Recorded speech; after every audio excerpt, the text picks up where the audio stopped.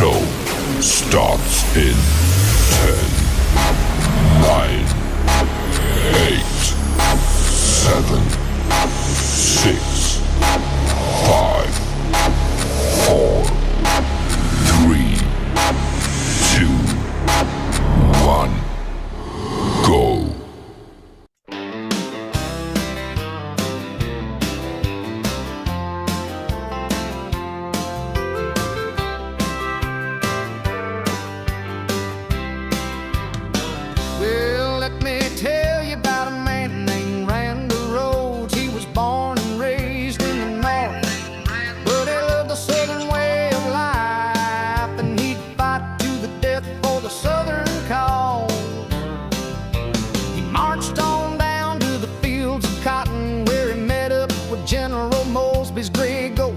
General gave Randall the rank of colonel so he could fight with the brave men in gray. Now Colonel Randall Rhodes fights the Bonnie Blue Flag, and that's what Colonel Randall Rhodes brings. He brought fire, he brought freedom, he brought love, he brought a war. He said, to hell with the stars and stripes, I'm fighting for the stars and bars. And to hell with your war of aggression, I'm fighting for the war of independence.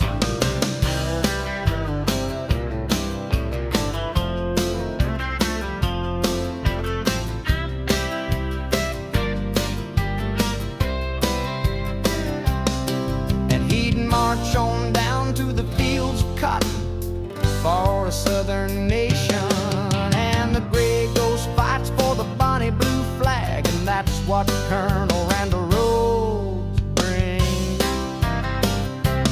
He brought fire, he brought freedom, he brought love, he brought war.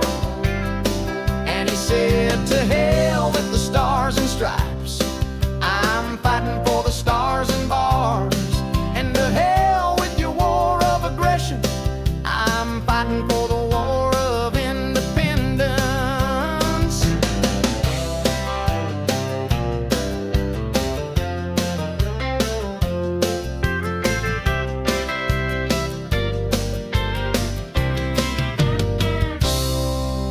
Hey, yes I am. Yes I am. I'm fighting for war, for freedom, for peace, for love. And what is wrong with that? Nothing. Nothing at all. Hey, good afternoon. Yes, good afternoon to Azora. And good afternoon to my friend David. And Azora, my friend as well. I am here maybe 30 minutes, maybe longer, if people decide to show up and want to become part of my broadcast. It is a combination of promotions for tonight's broadcast, as well as some promotional books that people have chosen me to promote for them here on Facebook. And we want to talk about some politics, about what President Donald J. Trump is doing and is attempting to do. And that has me scared. I'll get that in a minute. So, first, let me say this.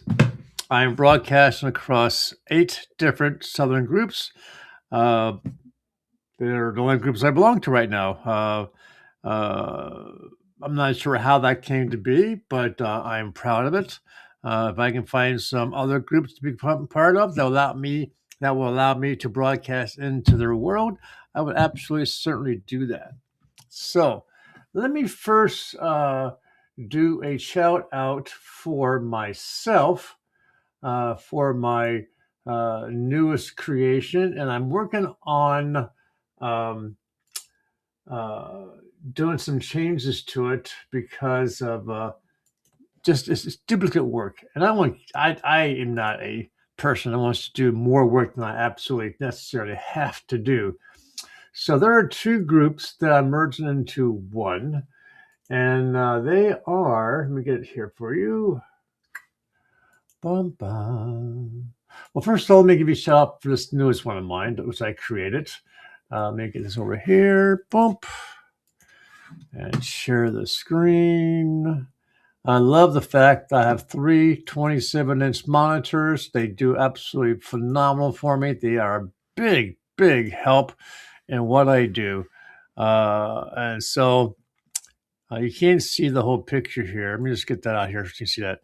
On Reconstructed Patriots with Matt Holmes, the creator of this particular image. This is our new group. It used to be called something else, which I totally don't want to say. But for reasons beyond purposes for this broadcast, we shut that one down and we created this one. And right now we're at 444 members. I'm proud of that number. That number continues to add slowly. We're very particular who we let into our group. You have to love the South and love the Southern heritage. So if that's one of you and you want to become part of my group, then please, by all means, come see my wonderful face and all the other comments that are made concerning the South. And yes, I'm broadcasting live onto my particular group here. The two groups that I am in the process of merging. This one here is All Roads Lead to Home Genealogy. And I also have this one here, All Roads Lead to Honoring, Discovering Our Ancestors' Genealogy. Now, do you think Facebook makes it easy to merge two pages together? No. You have to take each individual person and kick them out of the one group you want to bring it into. Send them invitations to the group that you want to keep. It's not a point of copy and paste unless someone out there knows something I don't know. But I would love to make it easier on me because my brain is old and it's worn out, and it certainly has gone through the wars of memory. And anything I can make it easier would be great. So I haven't decided. I mean, obviously, the other group has like 30 more people. So from a point of ease, it makes sense to transfer the people from this group to the other one. But I'll be working on that. I have to decide what to do with that one. But that is what it is. And while I'm here, I might as well talk about Matt Holmes' newest book, which we'll be discussing this evening, probably towards the end of the broadcast. But this here is the, excuse me, is the, at this point, is the cover of the book, unless he decides to do a last minute change. It's going to be called The Confederate South, Our Maps Don't Lie by Matt Holmes. This book is supposed to be another times larger than one I got right now, which I will be talking about shortly. This one here I have that I'm almost finished reading. It has 500 pages, but at least like 40 pages towards the end are his resources, so I won't worry about them. But this book here is supposed to be larger. And I'll tell you a little bit about what it's going to be. I think this here was the first page. No, that's not it.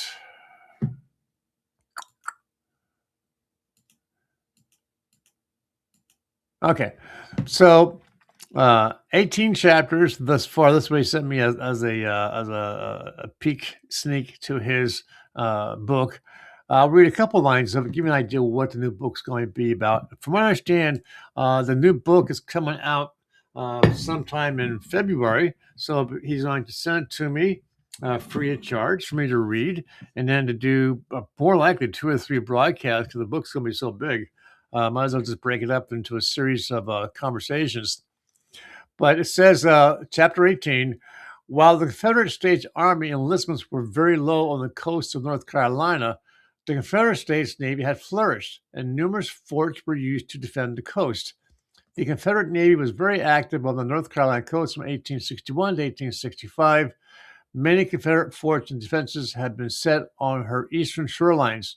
There was Fort Huger, Fort Blanchard, Nags Head defenses, Fort Russell, Fort Barlow, Fort Forest, and goes on and on and on.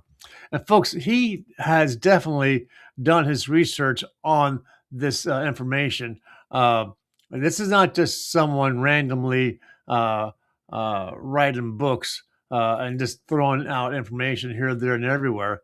But he has done his research, and he does show in his in the end of the book, he gives his points of reference.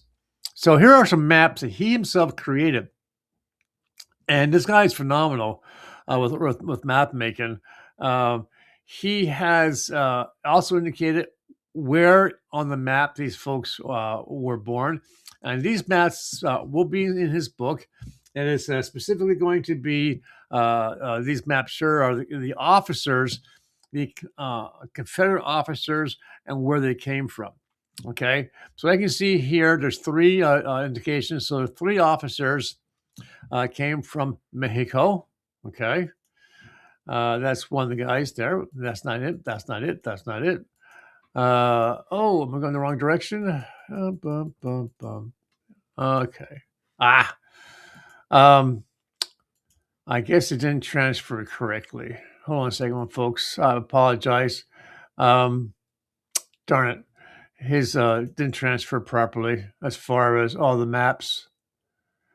Let's see what this here is. This is it. Give me 1 second, folks. Anyways, I apologize. I thought when I transferred information, it gave me all his maps. Maybe quick. Anyways, in his fact, you know what? I can share it this way. I do believe I have it on my iPad. I do believe. Ba-bum-bum-bum.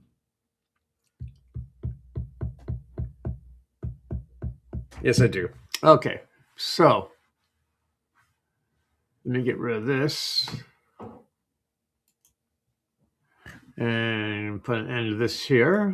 Here we go. Okay, so I'll do it this way. This one here is a map of Switzerland. So you can see this. Let me get rid of this one here. There we go. And I don't know how he creates his maps. That's the one question I'm going to ask him tonight is how he makes his map, because they are absolutely phenomenal. Here you'll see there's at least 8 officers came from Italy.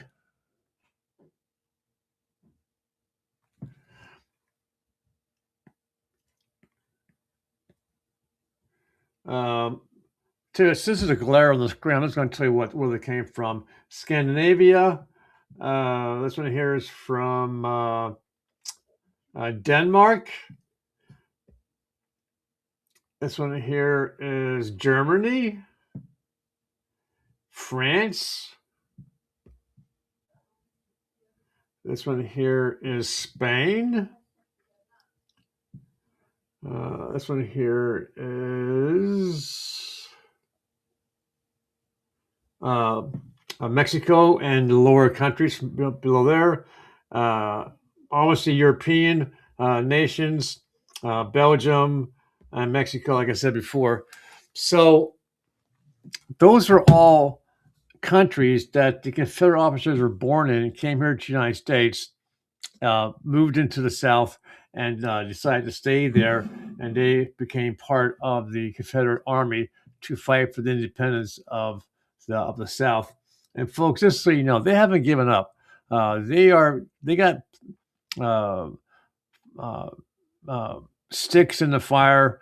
I know that everybody's saying it, but they still have the fires burning inside their hearts to become an independent nation, and for obvious reasons. One of them, which is happening right now in several cities across the northern states, which is the influx of a particular religious group who are taking over the city and taking over the politics and forcing those who live there for all their lives to change their way of living to their way of living, or get the hell out of our way, or we'll kill you, rape you, mug you, and so forth. New York City people, you're in for a hell of a fight.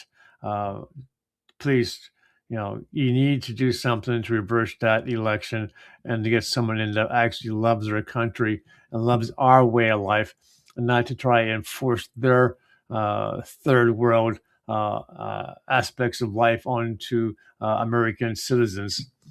Of course, I should be talking like that when our own country, our own government has, shall we say, not been the best. And I'll be talking about that shortly concerning, obviously, Venezuela. I want to show you a couple of books that he has written. I do want to get to the economist section here. I guess I can't do that that way. Okay, let's go back to here. Okay, so let's see this one here for last. Like I said, Matt Holmes has written several books. 1, 2, 3, 4, 5, 6. Seventh one is coming out in February. I don't know how I got two of these. So I mentioned before, if someone wants one of these books, I'll send it to you for free, along with a little gift that I had created for Matt. I think I still have them. Yes, I got a couple left. I actually sent most of them out to Matt. And can you believe somewhere in the Postal Service, someone stowed the contents of the envelope? I think why I sent out 3 envelopes with like 20 to 30 of these bookmarks I created. And I think the folks, whoever it was, thought it was money or something because they ripped half the envelope and the contents are gone. Now, the Postal Service and all their due diligence sent me back the ripped up envelope with no excuse as to what happened. So I'm going to assume someone took the bookmarks. Hopefully they made good use of them. But so whoever wants this one book, I'll explain to you in a second what it is. I'll also send in this one bookmark about it. It has his six current in publication books, and on the back is a little bio about him. This is a very thick plastic. It's almost like a plastic. Okay, it's cleanable, washable. Not in the clothes washer, but wipes clean. So if you want this book and this is bookmark, let me know in the comment section, and then I'll get your address. I'll mail it out to you. But the road to hell and back, it was a freaking eye opener for me. It made me hate, and I hate to use that word, but maybe disgusted at the way humans can treat other humans. And it was during the colonial times. We weren't yet a nation. We were getting ready to go. Actually, we were at war, okay? And not quite towards the end where we actually won the war. But the English soldiers, along with the Native Americans who were their allies, went to this one fort where Matt's ancestors lived, along with 3,000 folks in total, men, women, children, old, young, and so forth. And the English and the Indians attacked this fort. Obviously, they lost the fort and became prisoners of the English and soldiers and of the Indians. And they were being marched up to Canada on foot. Okay. Along the way, over 1,000 of them died. And they were starving to death because the English weren't feeding them. So to survive, they ate their dead. It's an eye-opener, folks. It really, truly is. I read this book in 5 days. I couldn't put it down. So if you want it, let me know. I'll throw in the bookmark for free. Okay. I don't know how I got 2 of these, but I did. This one here, I'm not sure why he decided. Here's a hardback. I'm pretty sure all this coming in hardback as well, but he sent me paperback on the majority of them. And to be honest with you, if I had a choice, I would do hardback. I think it just it will last me longer. Okay. Chemtrails over Dixieland is not anything about his ancestors during the war. This is about chemical trails, us being poisoned. It's about the Epstein list. It's about pedophilia. It's about the corruption of our elite rich people. More of a political type book. These books will all be had on Amazon. I think they go by $15 each, if I remember correctly. Hell in the Cell, again about his ancestors during the War of Independence. Specifically, there's a couple chapters about his ancestors who were taken prisoner. They went to the prison in Maryland, how they were treated, how others were treated.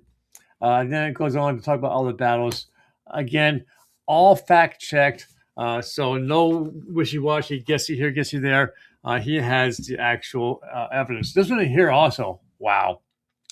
Spirit of Vengeance, about his third great-granduncle who was blind. He owned a very large farm, and during the war, and the Union soldiers came and was forcing him to turn over his livestock, his home, his farm, and so forth.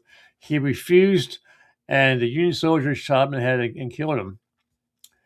Obviously, the Union soldier did get found guilty of that by his own peers, but the uncle, because of that incident, many of the relatives joined the Confederate Army to go and seek out revenge against Union soldiers. And that's what that book is all about. This one here, Blood in the Mountains, The Life of Private Nathan Holmes in the 63rd Virginia Infantry Regiment Company A.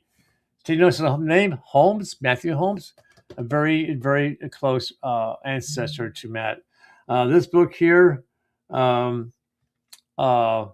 is again also about his ancestors fighting primarily in the Appalachian Mountains. Another very good read. And this, so all these books here, it took me like 5 days to read them each. So they're very good read, very quick read. Tonight we're talking about this one here, over 500 pages. The War That Never Ended, Secede Your Mind from the Modern World. I'm not sure where that comes in. I'm going to certainly ask me how I came up with the title. But this book here has angered me against my own country. And this is where I'm going to start going into the, soon go into the political part of my broadcast today. And that is this. There are several states that we got because of what we did. We created wars. We created catastrophes, disasters, with the purpose of using it as an excuse to go in and seize like Hawaii, Puerto Rico, and other pieces of land to start wars. And how we overthrew other people's governments. It's a hell of a read, folks. You got to read how dirty our government is, okay? And since I'm on that topic, I'm going to talk to you right now about President Trump. Okay, I understand his purpose of Venezuela and the drug cartels and the boats he's been sinking because of the drugs he's bringing in and the multiple thousands of Americans he's killing, not to mention other countries. I understand that. I honestly do. Okay. We went in there. We had not Supreme Court, but the UN court system found this guy guilty of cartel, drug trafficking, blah blah blah, and a warrant went out for his arrest. So we went in there with the purpose of arresting him to bring him back for trial. But we decided, or at least Trump has decided, he wants to keep Venezuela for himself, at least for now. He's talking about going in there with our American companies to rebuild the infrastructure, primarily the oil fields, the pipeline and so forth, so we can make use of the oil, taking it away from China and Russia, Cuba, and other countries who depend on that oil for themselves. But he also mentioned he's going to give back proceeds to the citizens of the country because they deserve it. And I understand that. That's a good feel kind of reason why we went and did what we did. But now he's talking about Cuba. He's talking about Mexico. He's talking about Greenland and other countries that he wants to take over. And here we are saying about Russia trying to take over Ukraine, and we're trying to bring that war to an end when Trump himself is trying to create these other little wars, you want to call them that, to seize and take over that land. Now, obviously, these small countries don't have a snowball chance in hell of winning a battle against our mighty military. unless they get help from Russia or China or North Korea. Our own country is having a problem right now. I'm going to say with Minnesota, with California, with New York. He needs to concentrate there. He needs to throw these people, somehow find a legal loophole to throw them out of office. Worry about us first. I don't understand them.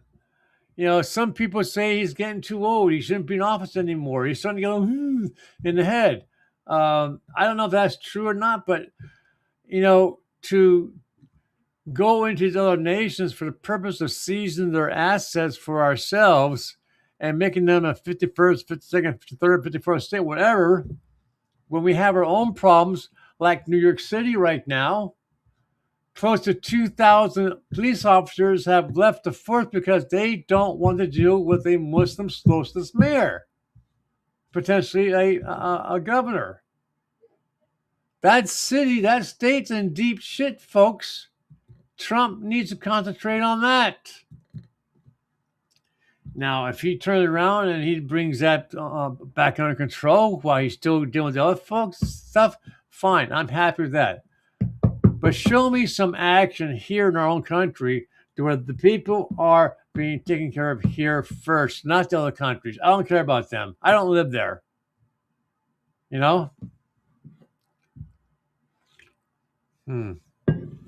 So tonight, Tuesday, 7 p.m. Eastern, please be here for the broadcast of Matt Holmes to discuss his books. Thursday, 7 p.m. Eastern, this Thursday. Another gentleman, James C. Edwards, a guy from Missouri.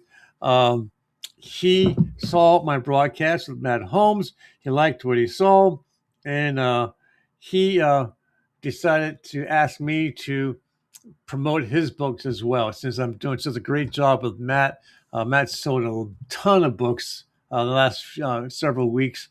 I'm going to take some credit for that, but obviously he himself has put in the footwork, and he deserves credit as well for selling his own books, obviously. So Thursday evening, 7 p.m. Eastern Time, we're going to be talking to James C. Edwards to discuss, I don't know how it happened, but I got the third book of a trio of books, all covering the same topic, which is Quantrill's raid on Lawrence, Kansas. Quantrill is a Confederate Ranger officer, not an official soldier of the Confederate Army. He and a couple of hundred men went willy-nilly across the states, fighting on behalf of the South, attacking cities, attacking Union soldiers and so forth for the betterment of the Southern cause. But authors, primarily Northern officers, have written books about the Quantrill raid, saying how this was a massacre on a high scale and that Quantrill should have been held accountable for war crimes. This author here didn't like what he was reading. He has a doctorate, I believe, in history. He went to the sources of the libraries of the historical offices in the area to get actual printed material of eyewitness accounts to say, nope, that's not the way it happened. So he wrote 3 books. He sent me 2 in PDF form. They're coming out in published form soon. I'll be reading those starting today, so I can do a broadcast on those. But Thursday, unless I can get the first one read between now and Thursday, that'd be okay. We'll discuss the first book, all about Quantrill's raid and so forth and what he did. He has a 4th book out that he wrote. It's more like almost like a tour guide. It's a thick book. It talks about Quantrill and his men and their path across the country during the war and all the battles that he participated in. So it's almost like if you wanted to go on vacation and you wanted to get out, how you always go as like a tourist, you buy those little maps and it shows you all the highlights of a country. Well, he did a book about Quantrill. It's coming in the mail to me. I don't know when it's going to get here. So I'm waiting for that so we can do probably a 2 or 3 broadcasts about that book because what he says is very thick. I can't wait. Folks, let's see. David Nobar says the drugs are coming from Venezuela, Colombia, Mexico, etc. We have to get our neighbors under control and keep our enemies out of the Western Hemisphere. It's a matter of national security. Yeah, I totally agree, David. National security, I understand that. And he's talking about, I think he reached out to the president of Mexico, or she did to him, to get us with boots on the ground to help her fight the cartel. That's pretty damn sad when you have your own army that's supposed to protect Mexico and the citizens, but you can't use them to fight the cartel because the cartel is more powerful and have more weapons than the freaking army does. So she wants us to use our men, our men's blood, their lives, their livelihood. They get severely injured to go into her country to bring her country under control. I tell you what, if that happens, Mexico better become the next state of our country. Because if we're going to go in and fight and die for the independence of another country, they better become part of our property. That's all I got to say for that. I also been thinking about doing this. I wanted to do this around Halloween, but I just totally lost track of time. Years back, I bought or was given 2 books. Let me see which ones they are. Hold on a second. Bum, bum, bum, bum, bum. Okay. So I had these 2 books, The Ghost of Gettysburg and just Ghost of Gettysburg. This is volume 1. Okay. I'm a big believer in ghosts and spirits, life after death, that kind of stuff. And this author, Mark Nesbitt, wrote a bunch of books, and he's actually still living. He's a tour guide in Gettysburg, and he takes people on tours across the battlefield. And he writes books about other people, plus his own personal experience of seeing, hearing, photographing, videoing ghosts from the battlefield. Now, I know for a fact they exist. I've had personal experience in my own family, okay? There is life after death. And if you don't die peacefully, you are stuck here to roam the ethereal of our world forever and ever and ever and ever. So I was going to do a broadcast about this, but I lost track of time. So, folks, I'm going to leave it up to you.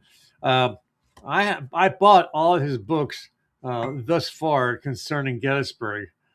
This one here probably should go first. That's just a regular book. So here's volume 1, volume 2, volume 3, volume 4, 5, 6, 7, and 8. All books that he has written concerning the ghosts of the Gettysburg field. So if you want to see a series of broadcasts concerning this, he also has some videos on YouTube I make use of to enhance the program. So if you want to see this, let me know in the comment section. I can certainly get it out and start working on this. I have no other obligations broadcasting at this point in time. I am my own man now. I'm my own producer. I'm no longer on anyone else's shows. So I have time to produce shows on a regular basis. So if you want to see this, let me know. If you want to see me do other broadcasts, like in the past, I used to do broadcasts about reenactments of the war between the North and the South. I'd be more than happy to do that as well. Let me know, okay? One other thing, actually, I lied, 2 other things. I'm hoping this young man writes a sequel to this book that I bought his, that he also asked me to do a broadcast on to promote his book. His name is Ben Walker.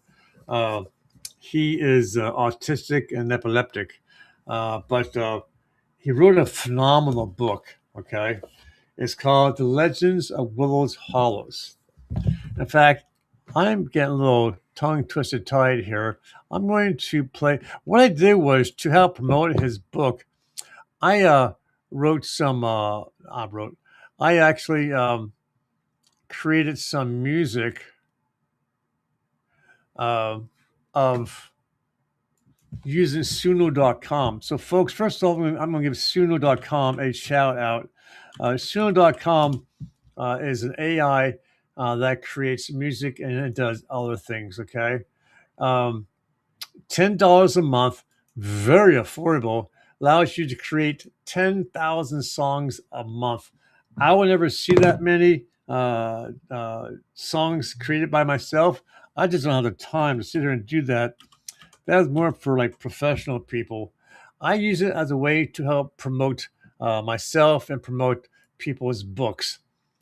And all you need to do is take like 2 or 3 or 4 sentences, okay, of music, of words, give it to Sunu.com, in a matter of 3 to 5 minutes, it creates music. But not only does it create the song, it's almost like it read the damn book. In my case, the books. It absolutely takes those few sentences, creates the music. Well, tell you what, I'm going to play this one song.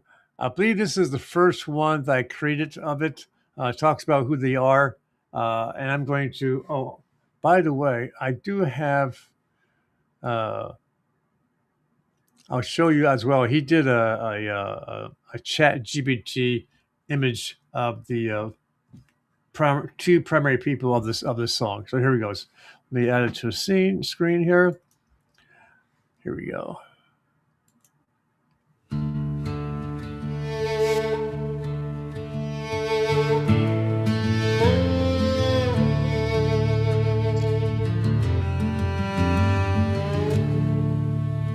He walked alone where shadows bend.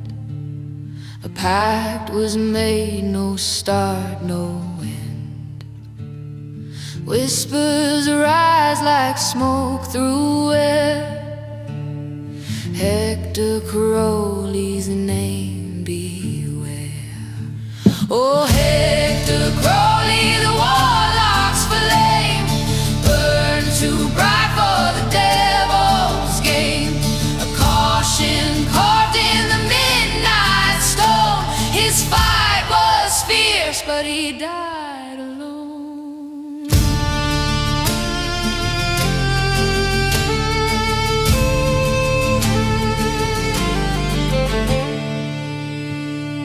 Union's banner stitched with thread of hope and blood, the living and dead. Power calls with the siren's wail, but Hector's tale will never pale. The stars can't hide what the dark reveals, a soul that fought but lost the deal. Oh, Hector Crowley, the warlock's flame burned too bright for the devil's game. A caution carved in the midnight stone. His fight was fierce, but he died alone.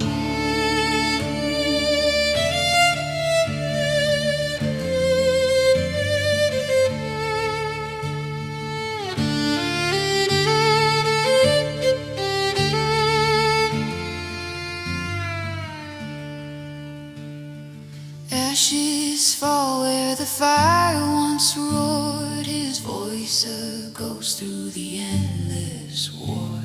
He stood for love, he fell for pride. Now the Union calls from the other side. Oh.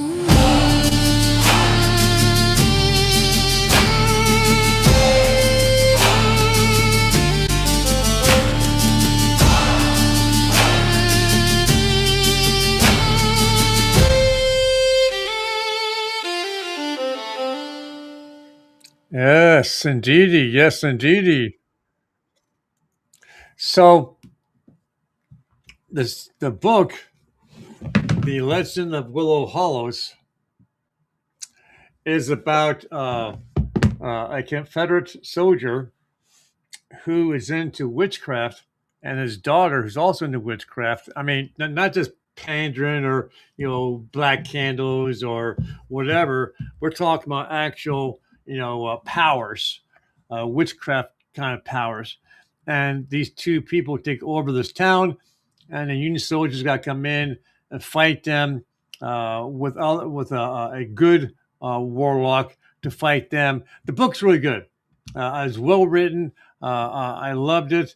I'm trying to convince him to write a sequel to say how these people got their powers, because this book here is sort of like in the middle. They got caught. He's arrested. One's dead, and I would love to see a third book as to did she get her powers back? Does she break free?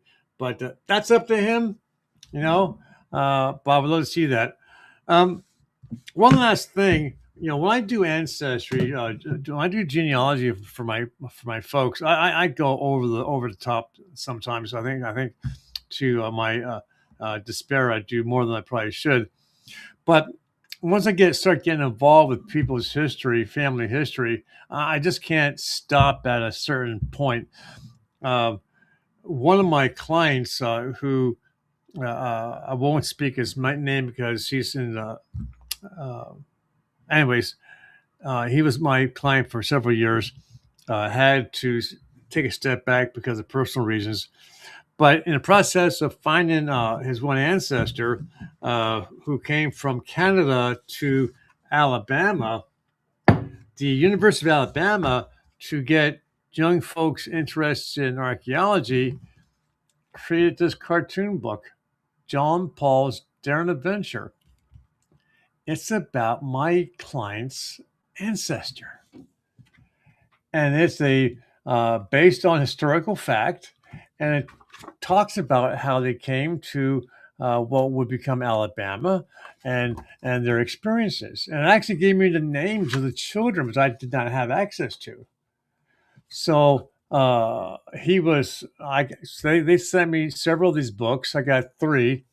So if anybody's interested, I'll send you one for free, just to give you this for you to look at, to see what I can do as a genealogist. The thing that I was surprised to find this. I really was. But it opens up your eyes to the fact that what I do is for a reason, is for historical purposes. It's just to keep the memories alive, if you know what I mean. With that, folks, I'm going to bring this to an end. Just want to check, make sure there's no comments anywhere. To where, let's see, what's that here? To make sure I have no missed comments. Bum, bum, bum, bum, bum. And while I'm doing this, you folks, let's see, good afternoon, Azura. Nothing new there. Let's check here. Looking for comments. None there. Okay, let's check one other location. And then I jump off.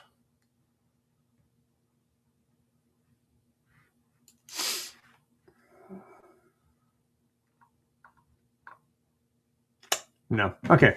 So one thing I found with doing Facebook broadcasts is that most of the comments come after the fact. It's almost like you produced a movie and people watch it and then they record it on their VCR and they watch it later. So and that's not a bad thing. I did want to show you something here. I just think this is cool. If you guys ever get a chance, if you just want to have some time to play, it allows you to create 5 images free a day.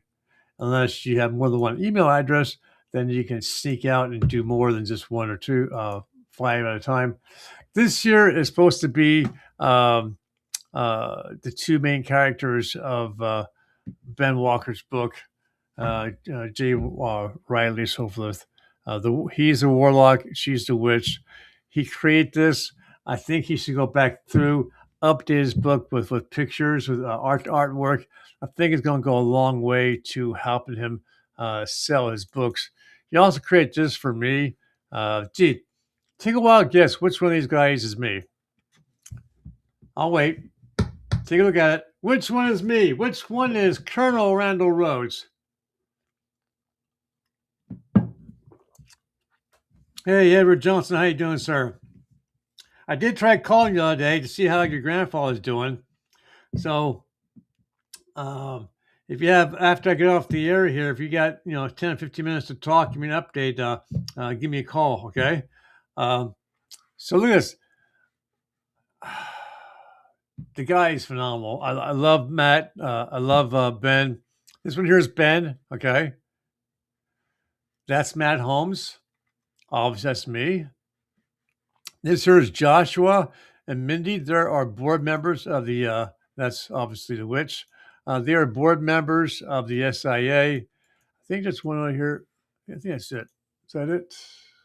Yeah, that's it. Okay. So, again, I want to say thank you, folks, for being here. And don't forget, tonight, 7 p.m. Eastern, please come and share the love.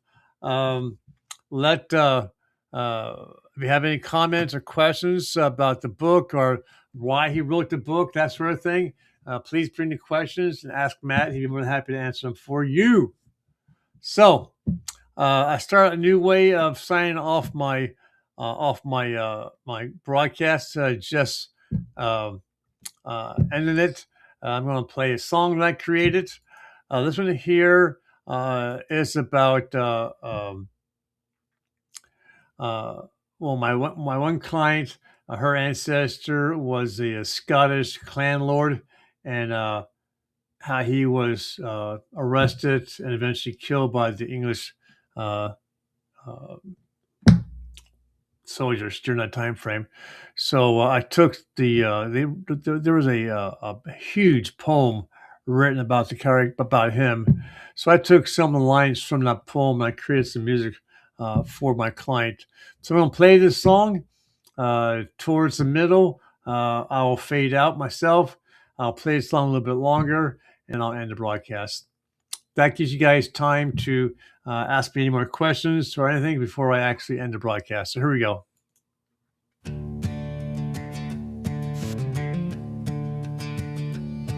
Oh, have ye heard the tale so grim